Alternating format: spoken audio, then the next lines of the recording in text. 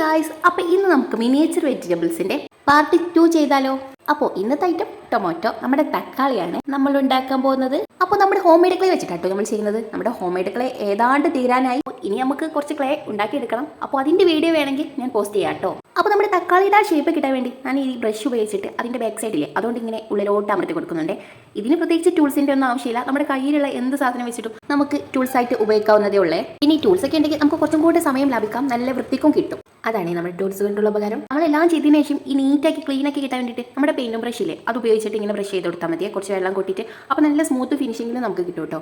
Finally ഇനി നമുക്ക് ഇതിന് ലീഫെല്ലാം വെച്ച് കൊടുക്കാം. നമ്മൾ ഉണ്ടാക്കി വെച്ചാൽ അതിന് നമ്മൾ ആദ്യം ഒന്ന് കാർവ് ചെയ്ത് കൊടുക്കുക, എന്നിട്ട് സെറ്റ് ചെയ്ത് കൊടുക്കാം കേട്ടോ.